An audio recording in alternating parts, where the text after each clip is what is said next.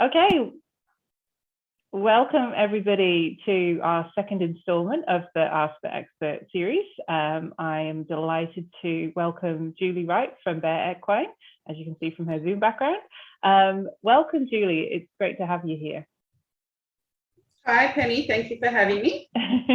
You're very welcome. We're just going to start off with a bit of an icebreaker type question. So can you tell me a little bit about yourself and your business? Okay. I have been involved as a professional with horses for over 2 decades now.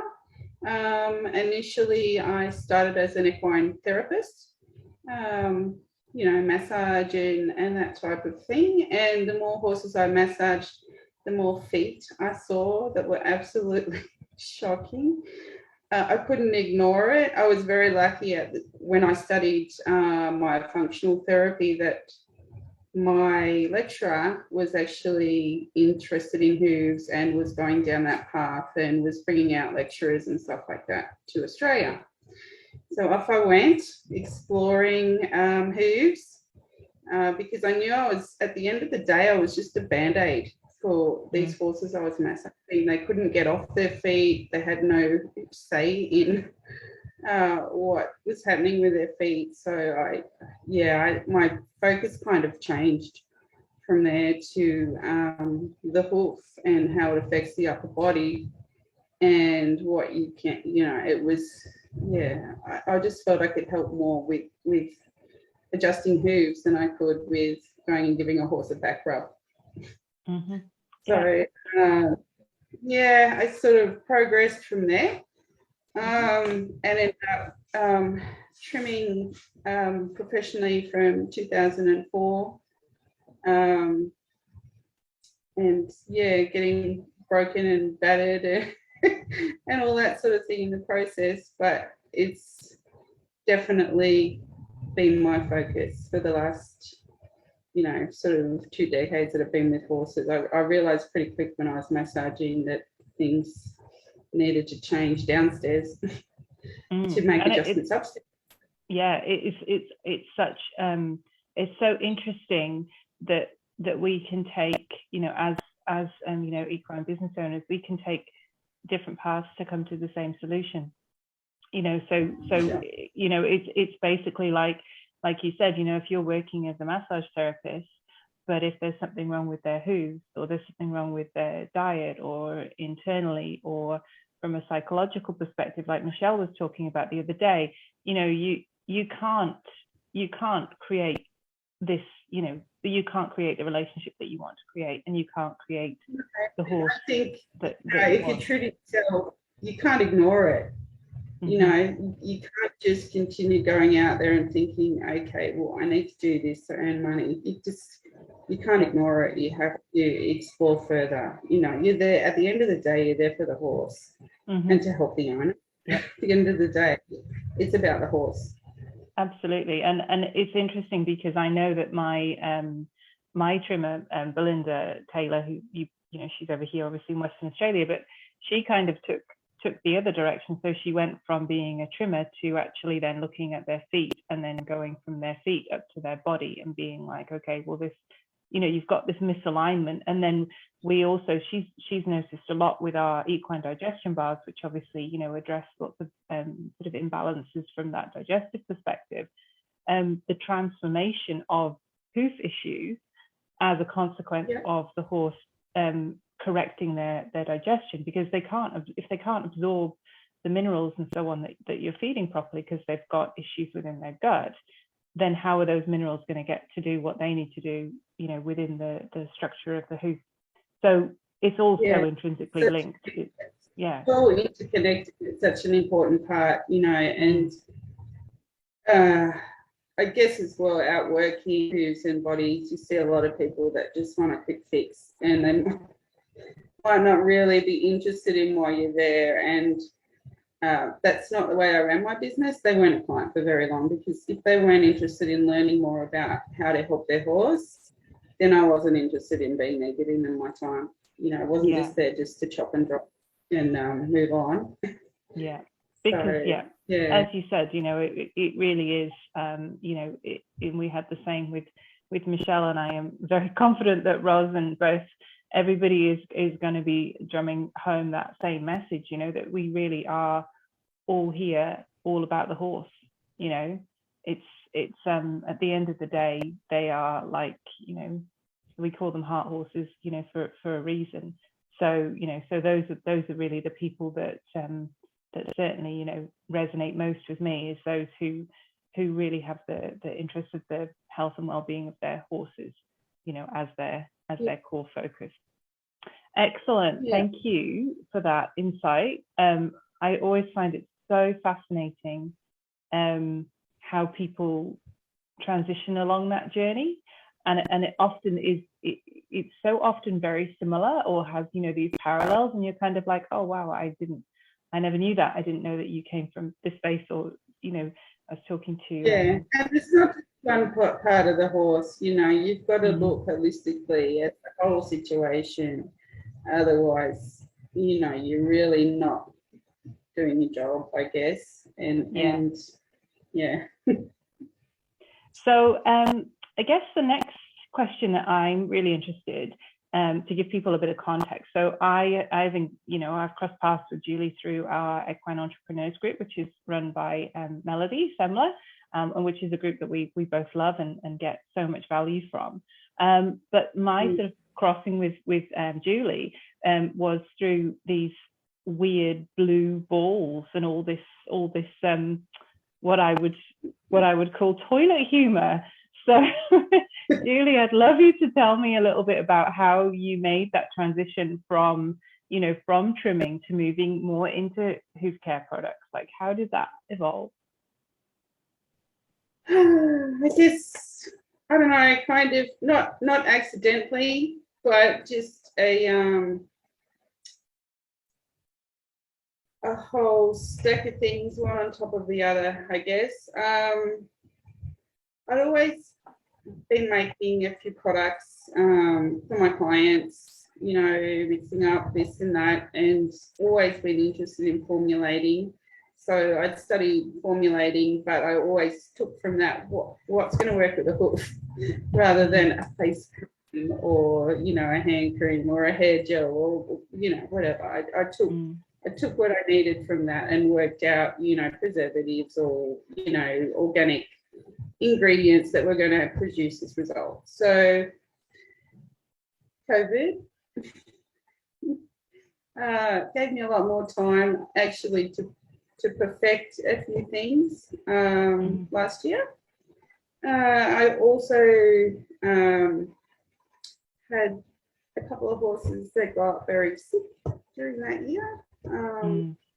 So we had moved, which was an hour and a half away from where my clients were based. So I kept the same client base, but I've always liked to be very reliable. I never wanted to be one of those unreliable trimmers that keeps cancelling and never shows up. I mean, there was always a message, but I just felt I couldn't keep on the correct schedule because it was a day-by-day thing with both of these horses. You know, and it was only a couple of months apart from when they both got really sick. My husband and son were sick in between all that, so I was kind of forcibly stuck in the funk. So I perfected things, and I started passing the balls in particular around to a few other trimmers.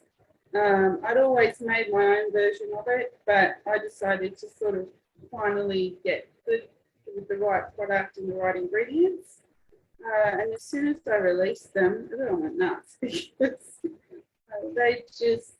they stay put and they do what is intended to do, which is a time thing. For owners, having worked with a lot of owners over the years, it's, you know, if you saw a problem in the hoof, you'd say, okay, well, you need this or you need that. And you'd have a few little items in your trim bag, but you'd never have a stock of this, that, and the other to hand over to them. Yeah. So the farriers and owners that are carrying our products now, they have that solution on the spot for their clients to hand over straight away to save the running around and the hassle. And they're also using it if they travel around for work, if it's just a one-off thing, or leaving them a few calls or whatever. So it was kind of, it was a really sort of a tough time for me last year. So while I was stuck on the farm, I thought I'm going to make of this time, and I just need to get my mind off things that were happening with the horses, not totally neglect them, but while I wasn't out attending to them, I needed to really have something else to dedicate my time to. Yeah, that was tough. So it was kind of everything happens for a reason, I guess. Also, your body gives in eventually.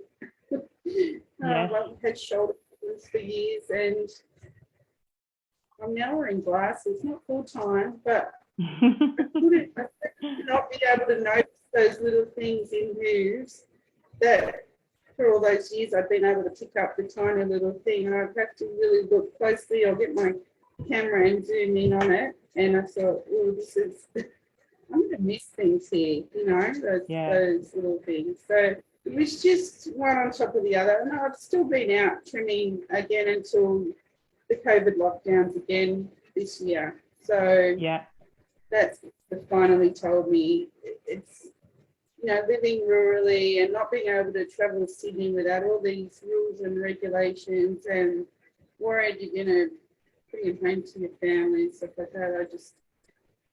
And the business really took off. So I'm in the office 5 days a week.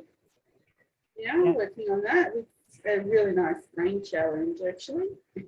Yeah, and it's so interesting how we can have things that happen in our lives. That at the time, we think we obviously see the bad. And we experience the bad, but often, as much as it sounds cliche, there is this little, silver lining in there. And, my business with Alternate Touch literally stemmed from, a catastrophic paddock injury with Midnight, where it, was a 3-year rehabilitation process.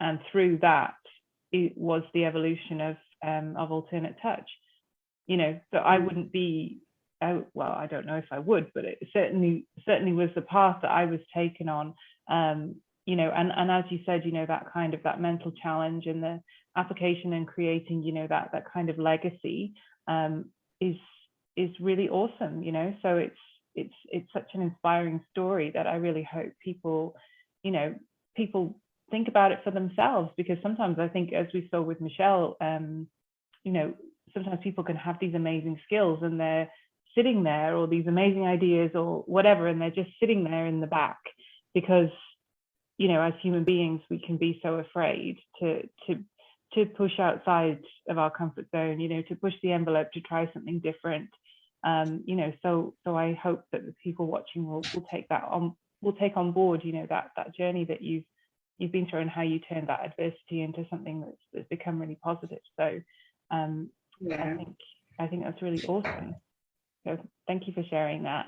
Okay, so I just want to move on to just asking you, so in your experiences, whether through physically trimming yourself, or whether even with your own horses or through your hoof products business, but what's the most kind of common issue or kind of oversight that you've kind of come across in people's horses? We're having a massive hailstorm here right now.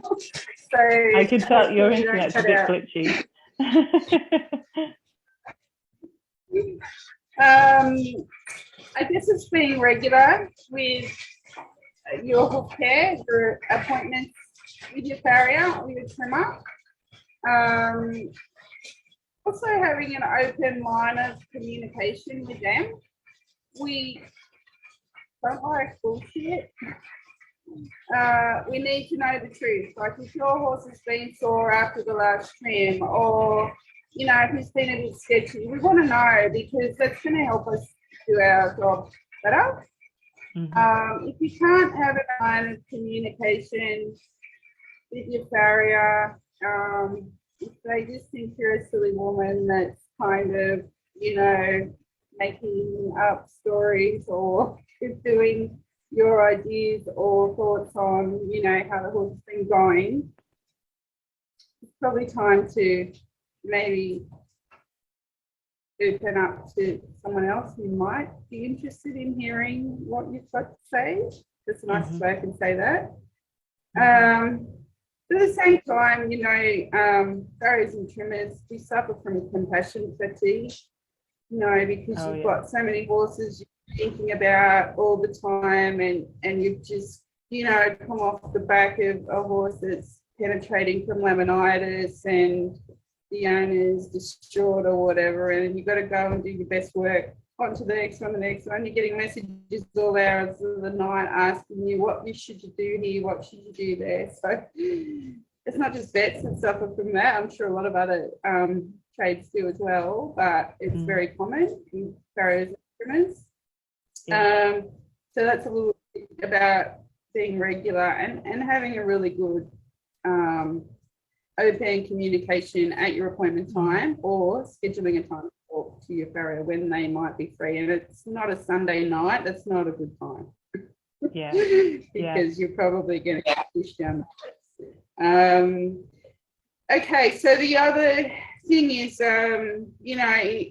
if you are recommended to do something, this is another oversight. Well, it's not really an oversight, but it's a pain point, I guess, for some people, is that your horse is on the verge of laminitis. You need to get this horse away from grass. You need to, this and that and the other. Oh, I can't do that. I can't possibly do this. I can't possibly do that. And it's like, well, you either can or you can't. Your horse is going to end up in a hole if you cannot. So that's another sort of a point, is that, if that's the case, you need to make that happen. You need to change that environment for that animal. Probably another big one, and this is your area, Penny, is diet. Because that, as you touched on earlier, if you cannot get that right, or some sort of balance in that diet and correct nutrition for the animal, you're never going to have really good feet. Environment also plays a role in that. Look, I don't know what's in Western Australia, but we're going to have an Indian summer here. It's humidity, it's thunderstorms, hailstorms, the grass is higher than the fences. It's horrific for horses, really. So if you can't get that diet right, and then if anything shows up in the feet, if you can't be treating that in between your farrier visits, you're never going to win. You can't expect to have these perfect hooves and this perfectly sound horse if you aren't willing to change what you've always done, or what you think is just convenient for yourself. With your products, that just even the basics, and it's not expensive to add those basics to a diet and pull back on processed feeds and things like that people shove into their horses all day, all night, keep it simple, provide a really good mineral mix, low sugar, low starch, restricted grazing if it has to be. If the horse has metabolic issues, ulcers, anything like that, you need to be feeding accordingly, and also treating with, the supplements that are going to help the horse recover from that, or if they don't recover, the maintenance of it. And your bars and mineral mixes and stuff like that, they're not expensive items when we look at how expensive a horse is usually to keep, to maintain. So if the owners can't sort of do the basic things for the horse, you're fighting a losing battle as a trimmer or a farrier, because you're really just there to tidy up the feet. And that 4 or 6 weeks later, whenever you reschedule that client, you're going to come back and you're going to be just doing the same things again, fixing up the same mess. There's going to be not much improvement at all. And I think there's a couple. Sorry, there's just a couple of things that come out there, you know, for me with what you're saying. A couple of those top ones are, you know, the sort of just a real commitment, you know, to actually looking at it. I think sometimes with feet, you know, the mindset is just, well, you know, you get your trimmer or your farrier comes out and that's, you know, they just come out. And like you said, if you're just picking up the pieces, you know, and not actually, you know, it's up to the horse owner to take on and respect the advice that's being given to them, you know, as a you know, as a hoof care professional, you know, that you can't be there on a day-to-day basis standing over someone's shoulder and saying, you know, do this, do that, do the other.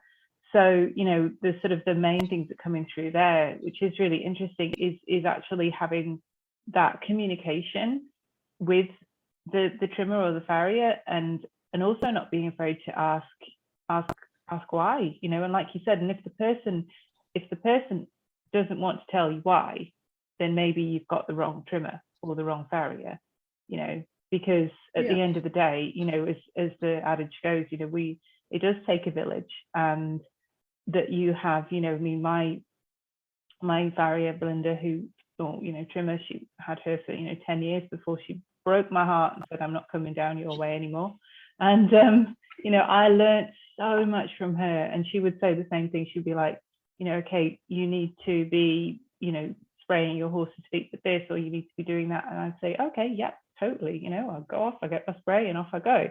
And it always surprised me that sometimes she would say, oh, you know, I like coming to do your horse's feet because you do what I ask you to do. And I'm like, well, of course I do what you ask me to do because you're the expert. So yeah, so that well, that you notice, we notice, you know, we know if you've been doing it or not, you know. So you, oh yes, I have. Well, it doesn't look like you have been. No, you haven't.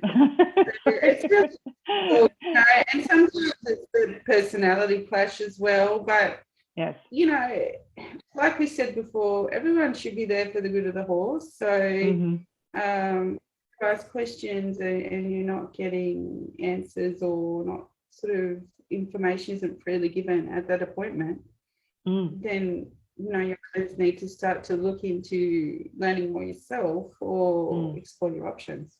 Yeah, exactly. Okay, last question, because I'm a bit conscious on time, is just kind of like, what are your top tips for creating really healthy hooves? So we've touched on a few of these things, but I really want to sort of think about, okay, so the products that you make, as a trimmer, you know, as someone who has been in the trenches, so to speak, you know, what are your top tips for hoof health, and what products have you got through Bare Equine have you got that can help me to make sure my horse's hooves are as good as they possibly can be? Okay, number one is get yourself a hoof pick or 10 and use it every day. Once a day, twice a day. If your environment is you know, muddy, soggy, standing in manure, you know, all that, use the hoof pick. That's number one. Keep on a schedule with your trimmer and farrier.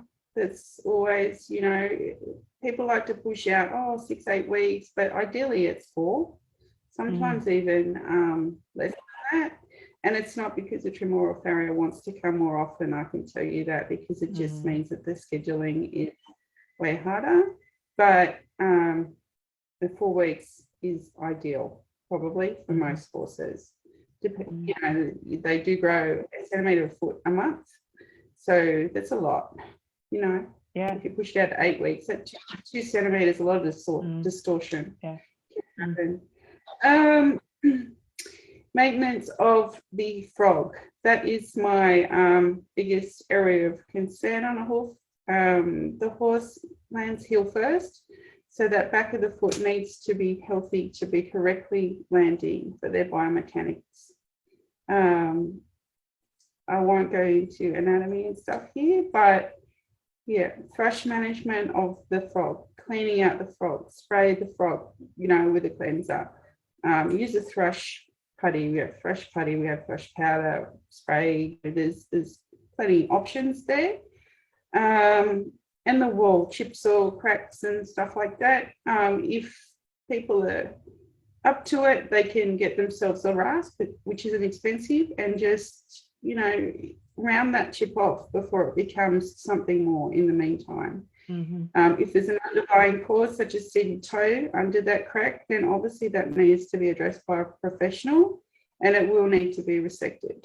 There is a school of thought that seedy toe does not need to be resected. It will grow out.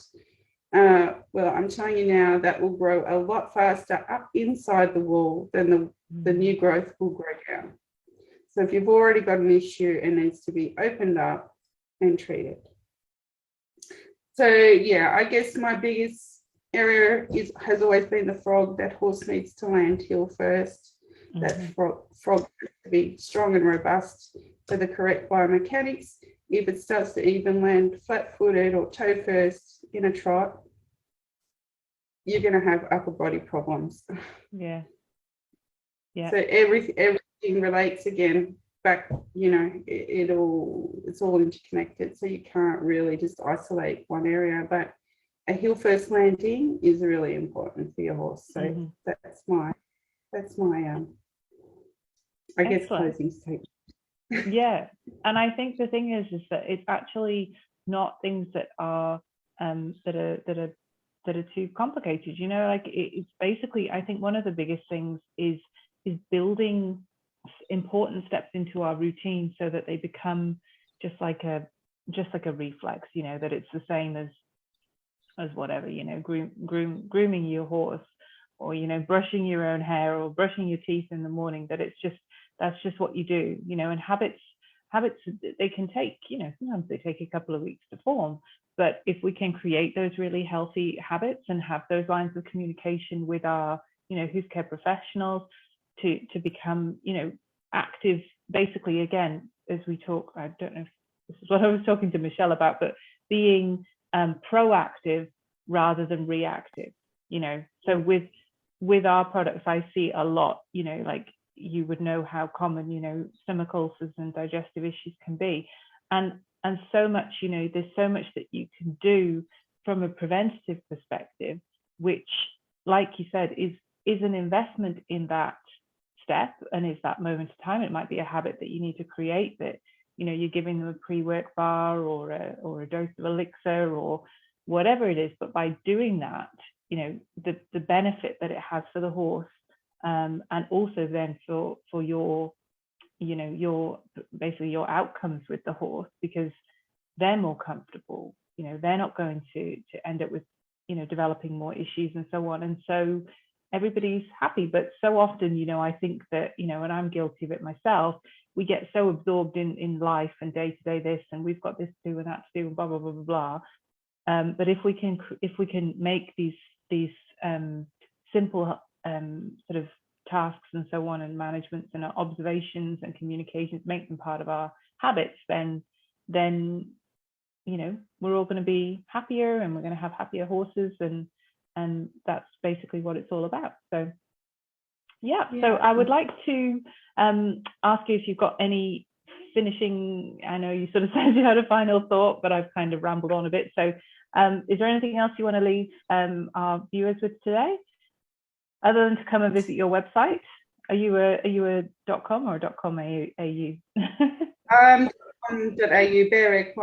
.com.au, we've been sending out what we call a hoofmanship series, because it's just on the basics like thrush and seedy toe. We've sent one out today called Big Gaping Holes, which is a severe case of white line disease I worked on several years ago, and the products we use.